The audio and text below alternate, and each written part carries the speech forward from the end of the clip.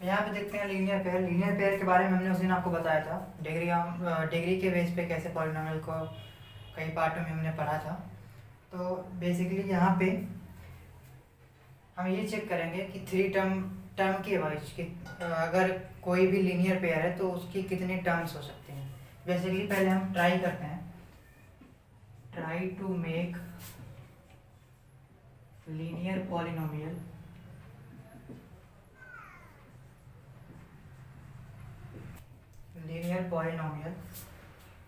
with three terms.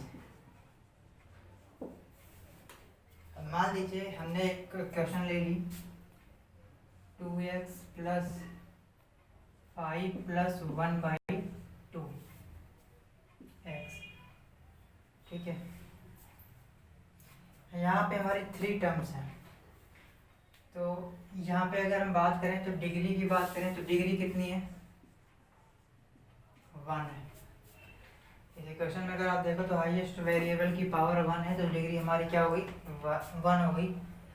Term कितनी है, 3 है।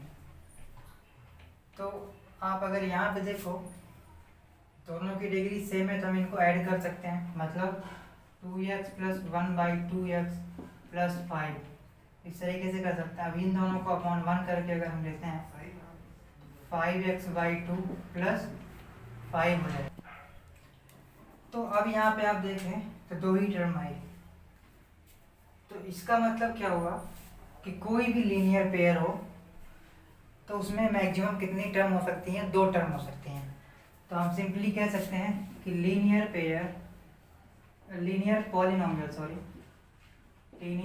पॉलिनोमियल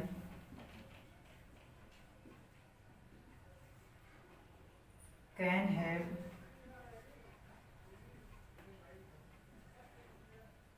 हैव एट मोस्ट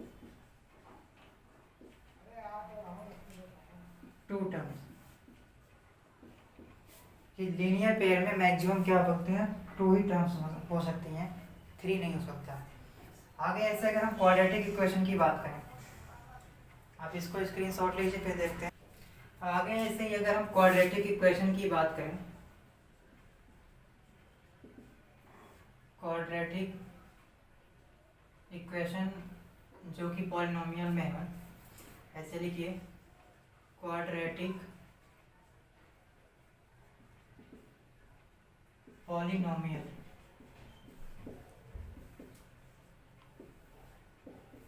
अगर मैं इसकी बात करूँ तो क्वाड्रेटिक पॉलिनोमियल क्या होता है, जिसमें मैक्सिमम जो डिग्री जो वेरिएबल की मैक्सिमम पावर होती है अगर वो 2 होती है तो वो क्या क्वाड्रेटिक जो आपका पॉलिनोमियल होता है वो क्वाड्रेटिक पॉलिनोमियल कहलाता है।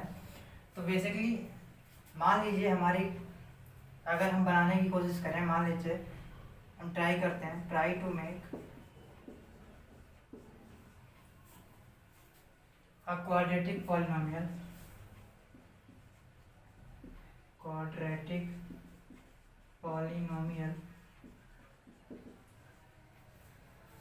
with 4 टर्म्स, ठीक है। एक पॉलिनोमियल लिखा हमने 4 टर्म्स का, मान लीजिए 4x² plus 3x plus 6 plus 1/3x² plus 5/2x plus 3। हमने इतना लंबा चौड़ा लिख दिया। अब यहाँ अगर आप देखो 6 टर्म है इसमें, अगर आप यहाँ पे अगर आप देखें तो यहाँ पे आपको 6 टर्म दिखाई दे रही है ऐसे, बट ये होगा नहीं। आप यहाँ देखें तो इस पूरे पॉलिनोमियल की डिग्री क्या है, अगर डिग्री की बात करें तो डिग्री आपकी कितनी है, 2 है। टर्म की बात करें तो यहाँ टर्म अभी बात करते हैं, पहले इसको सॉल्व कर लेते हैं। तो यहाँ आप देखिए वेरिएबल की मैक्सिमम पावर 2 है, तो इन दोनों को आप साथ में ले लीजिए। फिर वेरिएबल की पावर उससे कम लीजिए, 3x है और यहाँ 5/2 है, 5/2x है और फिर 6 प्लस 3 है। इसको आप सॉल्व करेंगे तो इन दोनों का सॉल्यूशन क्या आएगा, 13x² upon 3 plus 11/2x plus 8। अब यहाँ आप क्या देख रहे हैं कि क्वाड्रेटिक जो पॉलिनोमियल है उसमें मैक्सिमम कितनी टर्म्स आ सकती हैं? 3 टर्म्स आ सकती हैं। तो हम सिंपली लिख सकते हैं, तो हम इसका मतलब कह सकते हैं कि quadratic polynomial can have almost 3 terms. Quadratic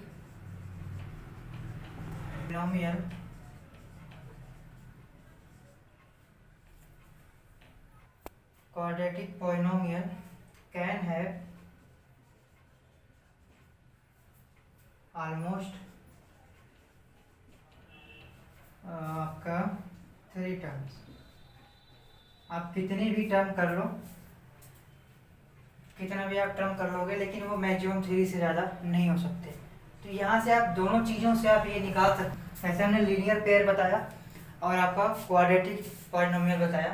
तो इन दोनों में आप क्या देख रहे हैं कि बेसिकली अगर मैक्सिमम जो आपकी डिग्री है, जिस पॉलिनोमियल की डिग्री 1 है उससे एक ज़्यादा टर्म आ रही है।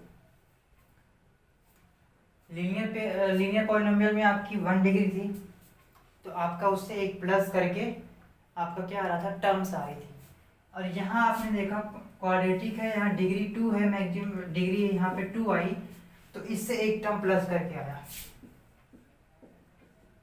इसका मतलब क्या हुआ कि किसी भी पॉलिनोमियल की जो डिग्री होगी उससे एक एक्स्ट्रा क्या होगी? टर्म होगी। तो बस इसमें बेसिकली इतना ही था। अब आगे बात करते हैं नेक्स्ट टॉपिक पे। अब यहाँ देखते हैं आपके एनसीईआरटी की बुक में जो आपको पढ़ना है उसमें बेसिकली क्या है, 1 वेरिएबल पॉलिनोमियल आपको पढ़ने हैं। तो आपकी एनसीईआरटी बुक में सिंपल सा एक डिफिनीशन दे दिया, a polynomial is 1 variables of degree of variable x of degree n is an expression the form. मतलब जो आपका जो पॉलिनोमियल होगा वो वेरिएबल x की फॉर्म में होगा जिसकी डिग्री n होगी और वो इस फॉर्म में एक्सप्रेस किया जाएगा। मतलब कि मान लीजिए कोई एक पॉलिनोमियल है, ओके, उसका वेरिएबल्स क्या है? x है। तो यहाँ पे जो इक्वेशंस बनेगी वो इस फॉर्म में बनेगी a0 plus a1 x plus a2 x square plus a3 x square plus dash a n x की पावर n तक। इसका मतलब आप अगर कहना चाहें तो ये भी कह सकते हैं, इसके पहले की नंबर क्या आएगी? a n माइनस 1 x की पावर n माइनस 1। इसके और आगे आएंगे तो a n माइनस 2 x की पावर n माइनस 2, ये कर सकते हैं आप। तो यहाँ पे क्या है? a1 a2 a3 ये क्या है? सारे कांस्टेंट टर्म है, या आप इसे कोफिशिएंट ऑफ x भी बोल सकते हो। ये कांस्टेंट है, चाहिए हो चाहिए हो चाहिए हो। ये आपका अगर आप क्वेश्चन में देखें तो ये क्या है? आपका कांस्टेंट टर्म है। ऐसा नहीं है कि यहाँ वेरिएबल्स है नहीं, लेकिन ये कांस्टेंट पॉलिनोमियल है। क्यों? क्योंकि a नोड ये कांस्टेंट टर्म है, कोफिशिएंट है। लेकिन अगर हम यहाँ x की पावर नोड कर दें, x की पावर 0, इसकी वैल्यू 1 होती है, तो इसके साथ भी x है, बट ये क्या है? कांस्टेंट टर्म है। तो कोई भी पॉलिनोमियल्स होगा वेरिएबल्स के साथ, तो उसमें एक कांस्टेंट टर्म ऑलरेडी होगी। ये इसका कहने का मतलब है। तो अगर हम यहाँ बात करें तो डिग्री कितनी है इस इक्वेशन में? डिग्री n है हाईएस्ट। और आपका अगर टर्म की बात करें तो हमने अभी आपको बताया था, समझाया था, टर्म क्या हो जाएगी? इससे एक ज़्यादा, मतलब n+1 टर्म हो जाएंगी। तो बेसिकली यही है आपको जो पढ़ना है वो 1 वेरिएबल्स के क्वेश्चन पढ़ने हैं। लेकिन पॉलिनोमियल में आपके 2 वेरिएबल्स के भी होते हैं। तो वो क्वेश्चन जैसे 2 वेरिएबल्स का कैसे आएगा? जैसे मान लीजिए p x y 2 variables, polynomial में 2 वेरिएबल्स होंगे, एक x और एक y। तो अगर आप इसको लिखना चाहें तो ये आप ऐसे मान लीजिए,